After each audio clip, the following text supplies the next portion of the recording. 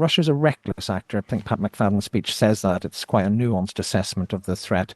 And in the past, Russia has done careless attacks against Ukraine, but they've gone worldwide. Russia could turn the lights off for millions of Brits as they prepare to launch a wave of cyber attacks. The Chancellor of the Duchy of Lancaster, Pat McFadden, is making a major speech tomorrow where he'll tell NATO that allies must not underestimate the threat Moscow poses in its hidden war.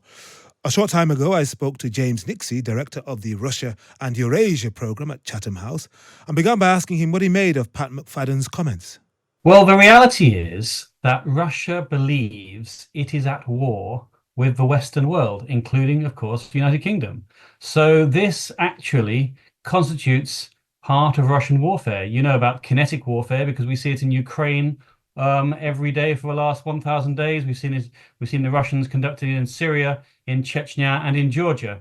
But that's only one part of how the Russians conduct warfare. It's also coercive, diplomatic, economic, and cyber and informational. So this does form one part of Russia's war to bring the West down, by which I mean it is not enamored with the current rules-based international order. It doesn't believe in it. Rules weren't written by it, according to Russia. Well, that's not entirely true.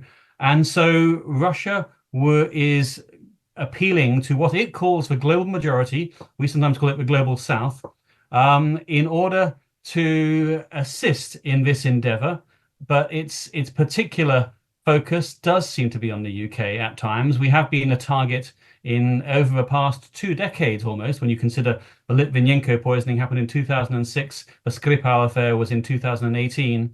So I think Russia does reserve a particularly special form of ire for the United Kingdom. And why would you say that is? Why does Russia feel angrier with the UK than with other members of the NATO alliance or other countries that are helping Ukraine?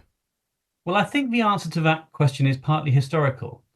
I think the two countries first fell out of love, if you will, in about 2002, 2003, when the British, which has an independent court system, independent of the government that is, refused to allow the extradition of two people, Ahmed Zakayev and Boris Berezovsky, from the UK. And the Russia, which does not have an independent court system, simply couldn't believe that this was possible and couldn't be undone, if you like, by the British government.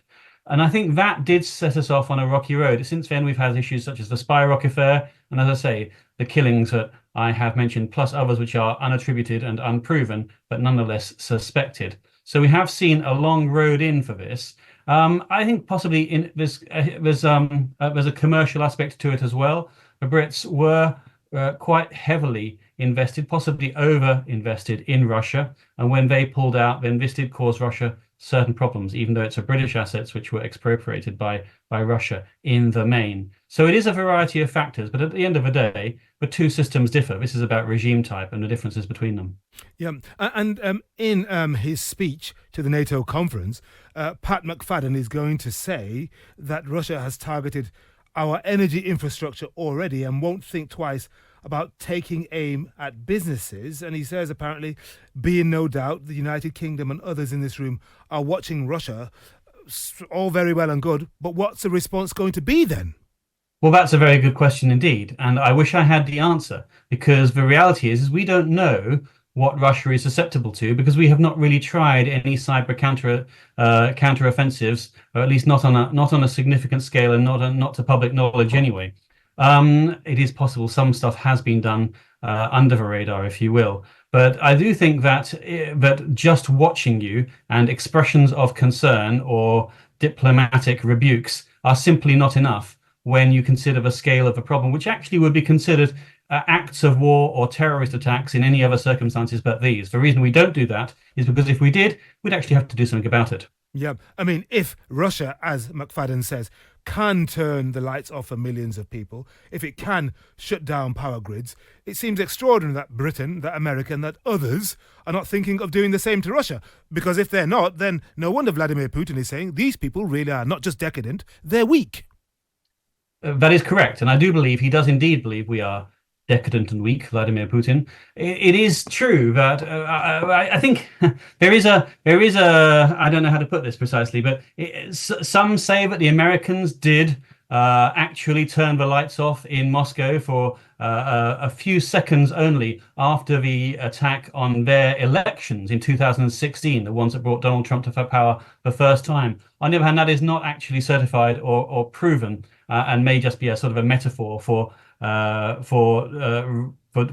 retaliation against Russia. So I think at the end of the day, you're right, and the premise of your question is correct, that Russia hits Europe frequently, all the time, in provable attacks. The Estonians, for example, they produce a ledger of these attacks. We do not. It would be good if they were publicly available, because then perhaps public pressure might force the government into taking measures in response, and thus not looking so weak and so decadent. Yeah, and James, a couple of days ago, Jack Keane, an American four-star general, said that the West, and the United States in particular, is in its most dangerous position vis-a-vis the Russians since the Second World War. How far do you share that view? How dangerous is this moment? Yeah, possibly even before that. I mean, if you want to take the comparison back to the 1930s, at least during the 1930s against the Nazi regime in Germany, then we were preparing for war in those days. We have become weak and flabby, and that is because, of course, that to be not weak and flabby, to actually defend ourselves properly, that would cost money. That would and governments, democratically elected governments, do not like to raise taxes and inflation, else they tend to get booted out of office. But the other reason for us not responding is, I think is that Russia has so-called escalation dominance. It is the one which is escalating, and the Brits don't like to keep par, if you like, so because they're afraid of where it will end. And that was James Nixey, director of the Russia and Eurasia program at Chatham House. And chills went down the spine of many of us last week when Russia hinted at nuclear retaliation after an increase in Western help to Ukraine. But the government is warning today of a more limited but still potentially damaging form of revenge from Russia. After briefings at the weekend, senior cabinet minister Pat McFadden will tell a NATO conference that Russia could use cyber attacks against us. What might that be like? Kieran Martin is the former CEO of the National Cyber Security Centre. Morning, Ciaran. Good morning, Stig. We hear the phrase cyber attacks often, and I suspect many of us just shrug and get on with our lives. How worried should we be that Russia could ramp this up? Well, getting on with your lives is the best approach, but doing that in a reasonably safe way. I think there's a lot of hype around cyber attacks, and some of the coverage in advance of Pat McFadden's speech was a little bit over the top, talking about power cuts and turning off the lights for millions. That's happened very occasionally, and when Russia's done it, it's mostly been against Ukraine, and mostly before the invasion. It's nearly 10 years since it's done a major attack. So the sort of things we'd want to be on the lookout for, there are probably three things. Firstly, as we enter some form of possible endgame in Ukraine, Russia will be very interested in British politics. It will be spying even more voraciously on the British government than before, but perhaps more maliciously trying to perhaps leak political information to stir discontent, looking at disinformation campaigns. Secondly, they will be allowing their cyber criminals who've done really nasty things. You may remember back in June, there was a huge crisis in South London's hospitals because Russian-based criminals had hacked machines that were used for blood transfusion assessments and so forth, and thousands of operations were cancelled. We'll be on the lookout for even more of that. And then thirdly, Russia's a reckless actor. I think Pat McFadden's speech says that. It's quite a nuanced assessment of the threat. And in the past, Russia has done careless attacks against Ukraine, but they've gone worldwide. There was an attack 7 years ago where Russia attacked some Ukrainian businesses, and it ended up closing down a chocolate factory in Tasmania, Australia, and it ended up disrupting advertising agencies here in the UK. So that sort of recklessness is something we have to be on guard on as well. We've been talking about this e-petition to call for a general election, which is not going to happen, but it represents frustration against the stability, the status quo of the current government. Is it implausible that Russia would take the time to create bots? Someone acting on behalf of Russia or someone employed by the Russian state would create bots to sign up to a petition like that? Does that class as cyber attack in any way? Not really. I mean, it's plausible, but I don't think it matters a great deal. Yeah. Russia will try to interfere in our politics and has tried to do so. Some of it has been reasonably sort of high sophistication effort 5 years ago during the 2019 general election. It hacked the email of a cabinet minister and then released that. And you may remember the then leader of the Labour Party, Jeremy Corbyn, standing up with a conservative plan to sell the NHS to American companies. And that came from Russian sort of activity. I mean, the petition system, in my view, is completely flawed anyway, because anybody can sign it from anywhere. So if the Russians want to create a few more bots to inflate the numbers, then frankly, who cares? But if I were in charge of that particular Russian operation, I wouldn't think it would be particularly good use of time. Really? I think there are. I think Russia is, however, interested in destabilizing the UK. That's why it allows cyber criminals to proliferate from within its territory, and it allows them to hack hospitals, it allows them to hack businesses and so forth. That's why it does these reckless attacks. It's why it does these attacks on the political system.